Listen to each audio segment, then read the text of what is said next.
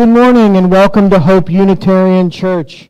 I'm Justin McCreary. I'm the minister here at Hope, and I'm so excited to be here this morning. If it's your first time at a Unitarian Universalist church, one of the things I always say is that we're covenantal, we're not creedal. That means that we're bound together by the agreement to be together, not by a command that we should be together. So that means that we have a very broad range of beliefs within this system, a container, you could say, that holds a lot of different beliefs, but not all the beliefs. If you have more questions, you're welcome to come up to me after the service, or ask any Unitarian Universalist around you. I'm sure that their organization of beliefs will be exactly the same as the person sitting next to them, right? But I'll invite you all here today and invite you to rise and body your spirit as you feel so called to sing the morning song.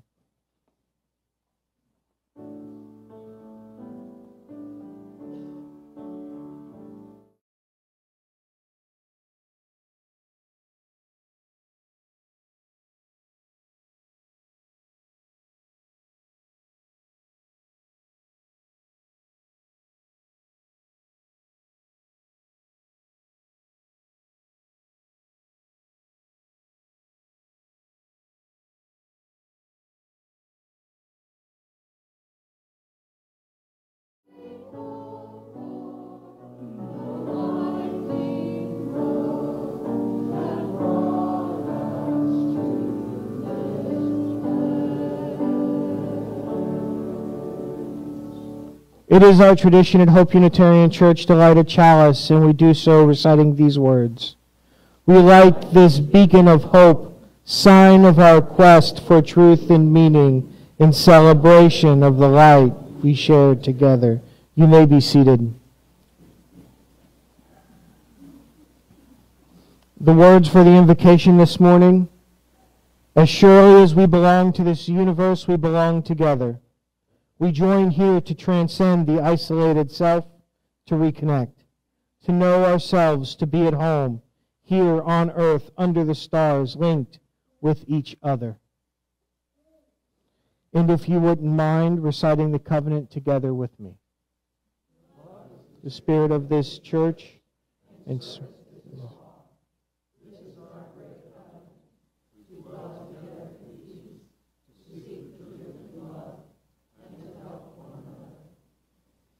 I now invite you to rise and body your spirit as you feel so called and sing number 34, Though I May Speak with Bravest Fire.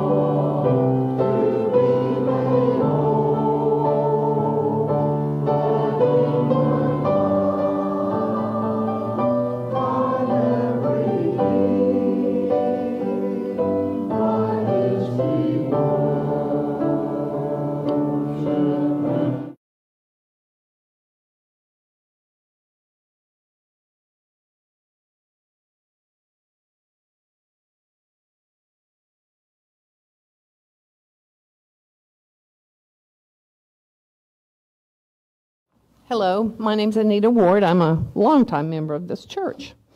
Women of Hope program on May the 2nd, Deborah Whitaker will be helping you create a spring floral arrangement. So you're to bring a coffee mug for your container, and she has asked for a $3 payment so she can buy all the flowers to put in the container. But you know, she is so gifted at flower arranging. So RSVP to her so she'll know, about how many flowers to buy. I'm out of town and can't come. Anyway, the social hour is at 6, and the potluck is at 6:30. The pledge drive for 2024-2025 has ended, but if you haven't made your pledge yet, you can make your pledge by completing a form. There's blanks out in the lobby, and placing it in the box near the administrator's office. I mean, near the desk, not off. It's her office that sits out in the lobby almost. If you received a Southwood early bird voucher, consider donating to the church for the grounds. And I want to take a moment to thank Julia Harris. She's not in here. She's out probably working in the garden somewhere.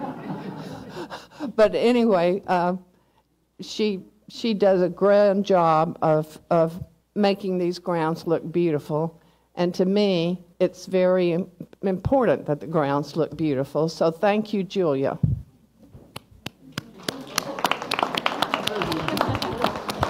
See, she's been working, I can tell.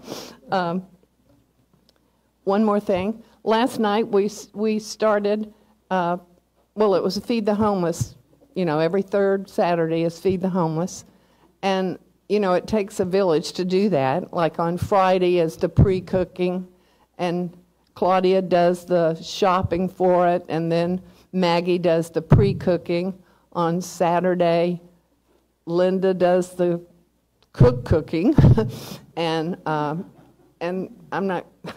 And then a bunch of ladies sit at the long table and cut up oranges and separate bananas and butter rolls and all those kinds of things. And then myself, I come up here, and thanks to David Lynn, because I can't lift those containers anymore, and put stuff in my car. And then Janet brings her car, and she takes all the donations and the cereal. And then this was the first time, instead of just driving down to the day center and having them come and pick it up, out of my car, we actually served. And, they have a new facility, so it was all new for us. But it's a beautiful facility now. But I think we've got the system down now. You press a button and it raises up. But anyway, if you want to volunteer for the future, just let me know. Last night it was 80. Wow. Generally they say 90, but they never know exactly how many are going to come in off the street to they not only get to eat there, but they can sleep there inside. And so now I would like to invite Larry Vandiver, who has announcements.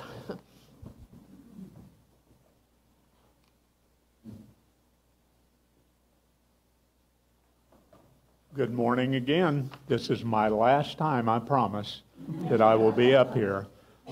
Well, that's probably a lie.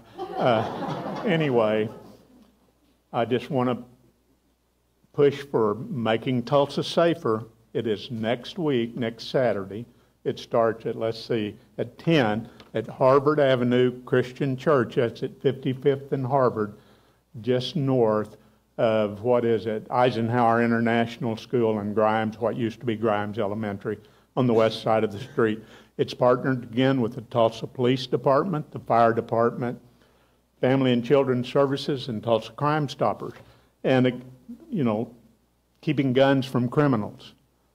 reducing gun violence, which, if only there were a vaccine for it.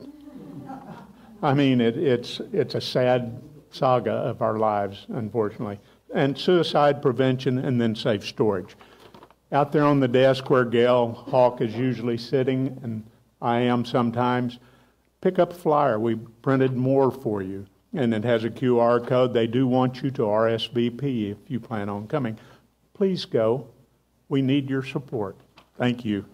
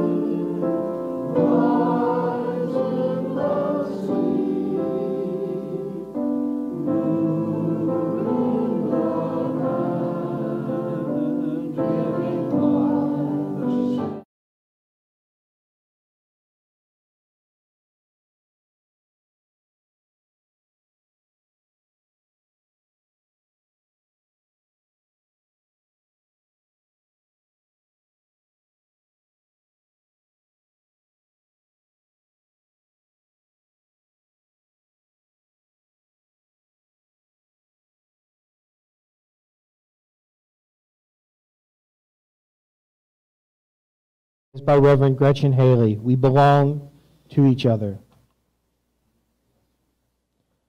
We are keepers of hope, holders of memory, storytellers and song weavers pulling on this thread of truth, this other march of history that might otherwise fall to find its footing. That life is filled with kindness, bold beauty, courageous compassion, sacrifice for the common good, and wide willingness to embrace neighbors and strangers as kin.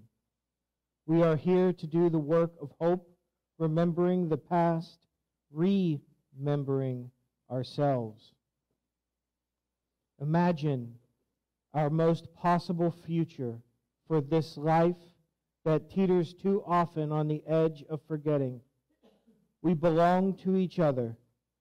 Bring all you are, every shadow and every light, every hope and every fear, for this radiant hour. Come, let us be hope for each other. Come, let us worship together.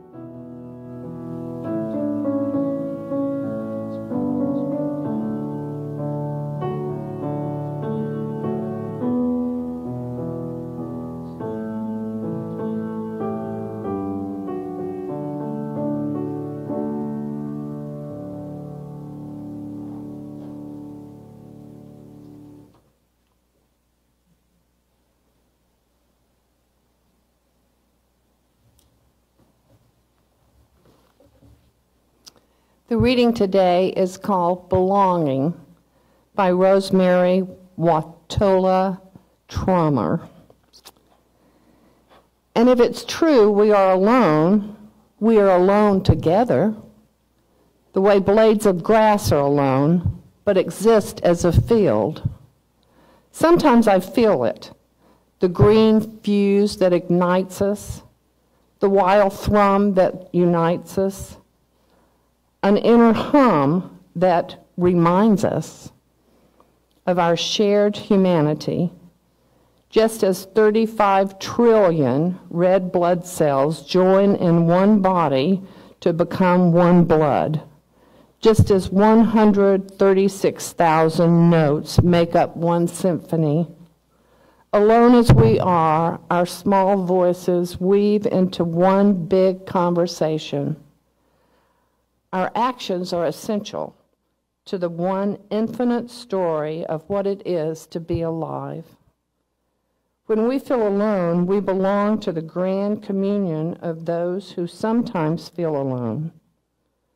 We are the dust that hopes, a rising of dust, a thrill of dust, the dust that dances in the light with all the other dust, the dust that makes the world.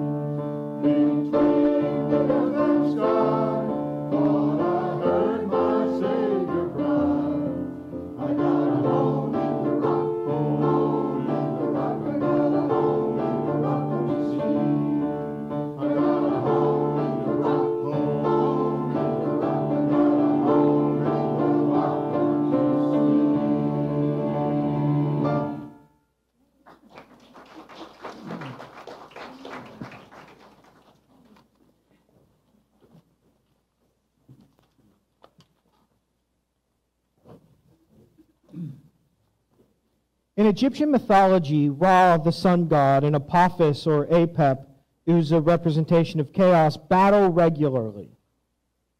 During the day, Ra comes out, and at night he travels to the underworld, Duat, to hold off Apophis. Just a few weeks ago, we witnessed one of the most uncommon occurrences of Apophis swallowing Ra during a solar eclipse. But Ra is never able to be held in Apophis's belly. But what this means, however, is that Duat, the underworld, is the domain of Apophis, also known as Apep.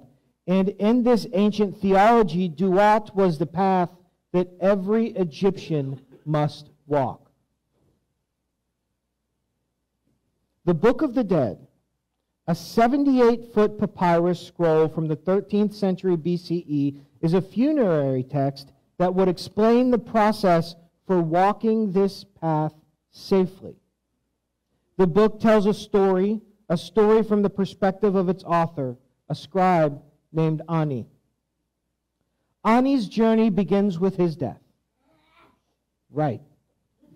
His body mummified, his organs removed and added to jars, but his heart is specially wrapped, replaced, and covered with a jeweled scarab. The wrappings are covered with spells that will help him pass through the underworld.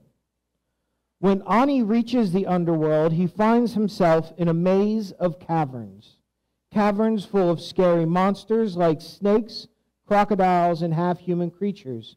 But the worst of these is Apophis, who travels through this space and tries to devour the soul of Ani, who is walking through Duat. To prepare for the journey, he's buried with a scroll that is full of incantations and spells that protect him from these creatures. If, and it is a big if Ani makes it through these caverns, he will realize that his journey has just started. He comes to the halls of Ma'at following this part. Ma'at is the goddess that will in the end judge his morality. Ma'at has a very large staff, and not a stick, but a staff. She has 42 other gods that work for her. And Ani must go before these gods and give negative confessions regarding his life. He'll say, I have not committed sin. I have not committed robbery with violence. I have not stolen. I have not slain men or women. I have not uttered lies, etc. There are 42 of these negative confessions. Granted, many of his negative confessions will be lies. But that brings us back to the heart that is left in the body with a scarab. The scarab is inscribed with the words, "Do not stand as a witness against me," letting the heart know that it is not to utter the truth if it's in opposition to what Ani says. But it's as if the gods of the underworld know this trick, so that they have one more test. And this one can't be cheated. Ani comes to another chamber with Anubis and a large set of scales.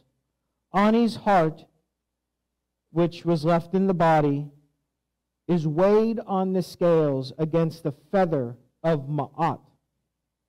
His heart must be lighter than the feather. For if his heart is heavy, he will be consumed by an alligator monster called Amit. But if it is lighter than the feather, Ra will take him to Osiris, who will transport him to the afterlife. As human beings, we can turn to mythology to understand our lives without necessarily accepting them as scientific truths. For example, I don't expect that my afterlife will pit me against Apophis, but that doesn't mean I haven't had to deal with the darkness here. I don't expect that I'll stand before Ma'at and her 42 staffers, but it doesn't mean I'm free to act immorally. I don't expect that I will have to balance my heart against a feather, but I still wish to avoid having a heavy heart. Mary Oliver understood a heavy heart. In her poem, Bitterness, she says this: I believe you did not have a happy life. I believe you were cheated. I believe your best friends were loneliness and misery. I believe your busiest enemies were anger and depression. I believe joy was a game you could never play without stumbling. I believe comfort, though you craved it, was forever a stranger. I believe music had to be melancholy or not at all. I believe no trinket, no precious metal shone so bright as your bitterness. I believe you lay down at last in your coffin, none the wiser and unassuaged. Oh, cold and dreamless under the wild, amoral, reckless, peaceful flowers of the hillside. So I felt a chill when I got to this part of the sermon, as I realized that this poem, like Ani's journey, is itself a set of negative confessions. Because any person who can look at this and not read, I believe, but I did not have a happy life. I was cheated. My best friends were loneliness and misery. My worst enemies were anger and depression, and so on. Anyone who can look at this poem and not place themselves in this space, it's not somebody I know.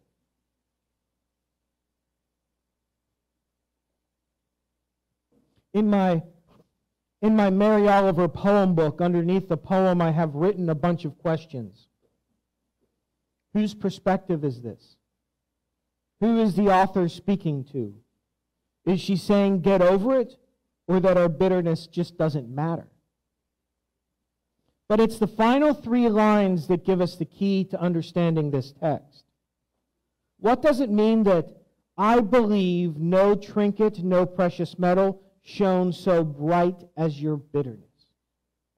She evokes dichotomy here, because bitterness does not shine. Bitterness is not associated with brightness and shininess. She's saying that you were so bitter that all anyone could see when you walked into the room was that bitterness, and that was all they could remember. I believe, then she says, I believe you lay down at last in your coffin, none the wiser and unassuaged. Which is, and you never even noticed. You never stepped outside of yourself to look. Then she says, oh, cold and dreamless under the wild, amoral, reckless, peaceful flowers of the hillside. To which she points out that in the end, the flowers of the hillside where you are buried, the places your ashes are sprinkled, the plot of our shell our shell finds its resting place, doesn't think twice about any of the bitterness that we lived in life. That place will be at peace even if you never were, even if I never was. But I keep saying you because Mary Oliver kept saying it. But maybe I can consider this a confession. If joy was a game I could never play without stumbling, comfort, though I craved it, was forever a stranger, I believe music had to be melancholy or not at all. No precious metal shone so bright as my bitterness. What if it's my bitterness? What if it's your bitterness? I think the poem is saying, if bitterness is all I ever knew, I will have missed the point of life. So I ask, how does a bitter heart weigh against Ma'at's feather? I think I could retitle this poem Resentment, and it would be fine. How much does resentment feed our bitterness? How much does resentment rob us of our joy? Peter the apostle comes to Jesus. He says, Lord, if another member of the church sins against me, how often should I forgive them? Now, this is the NRSV translation, which changes the word brother to member of the church, which I like and I agree with. But I think community would also be a good phrase. How many times should I forgive a member of my community that sins against me? And interpret that however you like. I have no qualms with your interpretation of whatever sin means. Jesus responds, or Peter says, should I do it 7 times? And Jesus responds, how about 70 times 7? And then he goes on to tell the story. There's a servant who owed his master a large sum of money. The servant fell down before the master and begged so that he wouldn't be thrown into debtor's prison. The master had compassion on the servant and canceled the servant's debt. Now unconcerned about going to prison, what does the man do? Does he go about with his joy, and does he follow the process that his master goes on? How does he learn, or what does he learn from this event? And the answer is very little. The servant goes to another who owes him a small debt, demands full payment on the small debt. And since this third man is unable to pay the debt, the servant has the man thrown into debtor's prison and takes all his stuff. But the people around, they talk, see? They say, wasn't this the guy whose master just forgave a greater debt? So they ran to the master to tell him what happened. Suffice it to say, the master was a little unhappy, and it did not end well for the second man. But to the point of the story isn't about masters and servants. It isn't about money, and it sure isn't about the ethics of debt repayment, though these things are part of the whole. It is about forgiveness. How many times should I forgive a church member? 7 times? No, 70 times 7. And I suspect that we can broaden this to not just church members, but to the people around us, to the lives we lead, to the people we don't necessarily like so much. The 7s evoke an eternal sense. It's a way of saying, always forgive. Never hold it in. But we don't like that. We don't like forgiving our debts to one another. We say we do, but we don't really. And there are many reasons for it. Some of them might be justifiable. And sometimes it feels like forgiveness denotes an approval of someone's behavior or actions. Though it doesn't. But it doesn't really matter. See, we don't forgive others because they deserve it.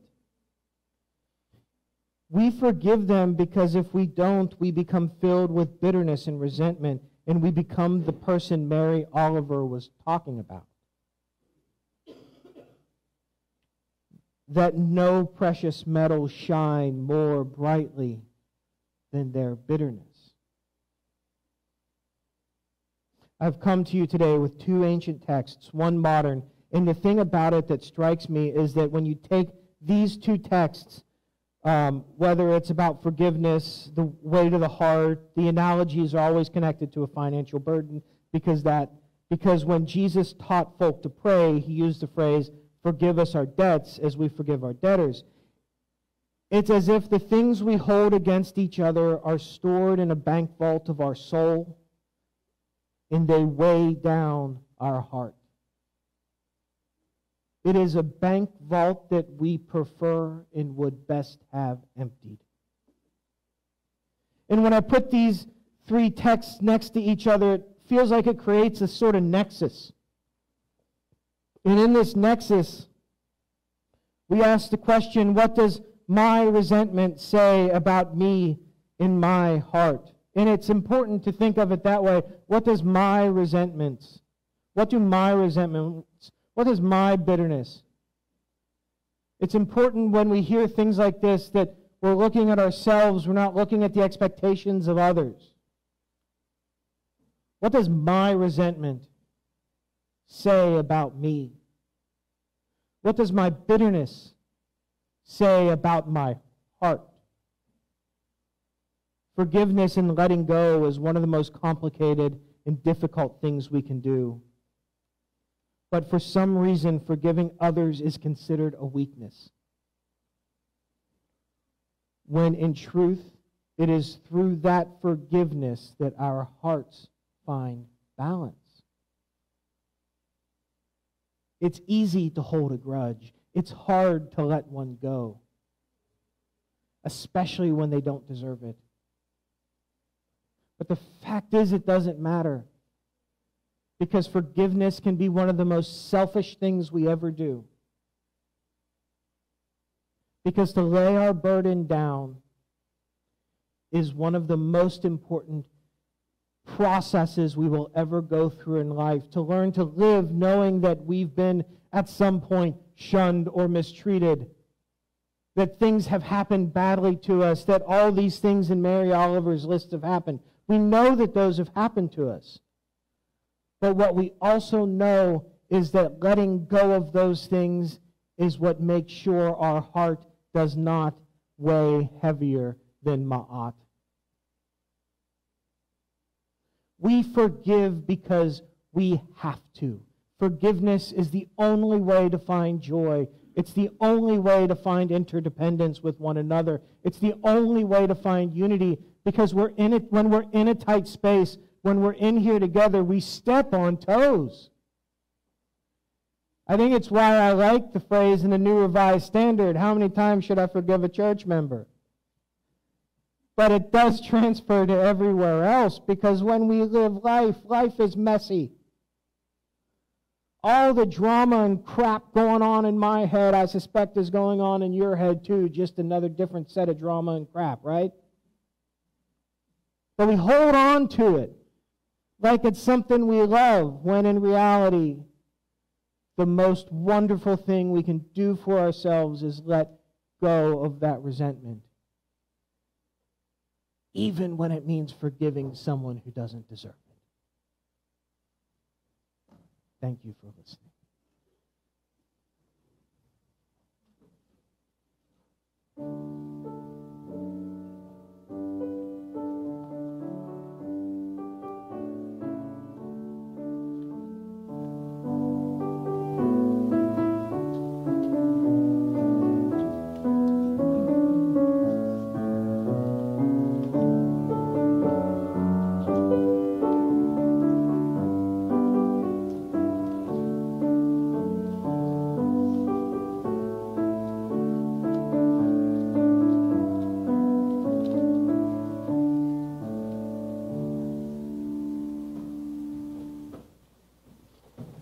Our generosity recipient for April is the Learning Center at the Uchi Butterfly Farm.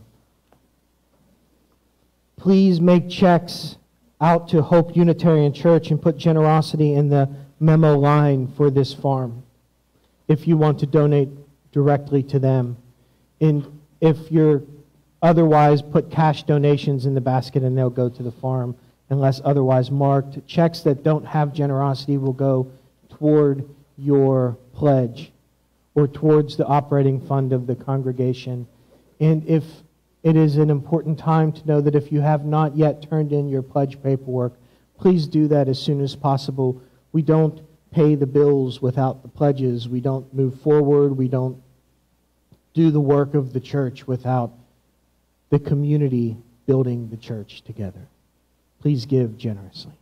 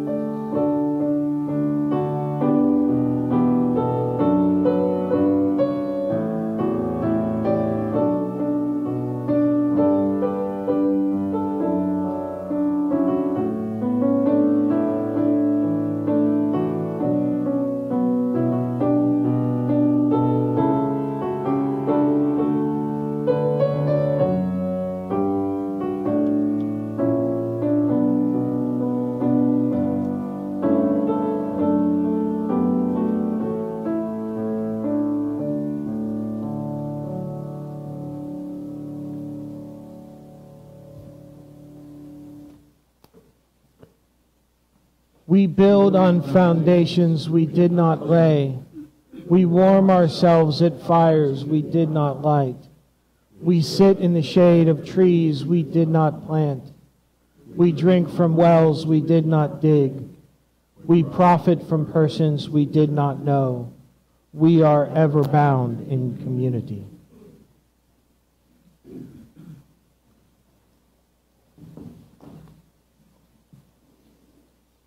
Our final hymn will be hymn number 121.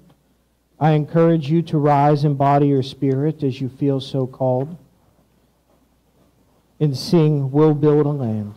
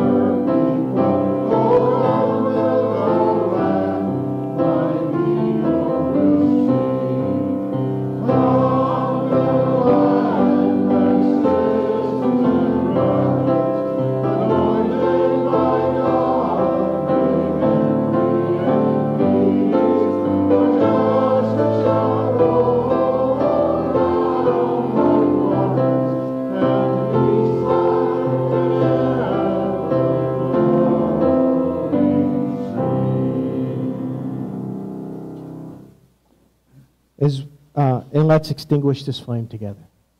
We extinguish this flame, but not the light of truth, the warmth of the community, or the fire of commitment. These we carry in our hearts until we are together again. So I invite you, lay down your burdens and go in peace.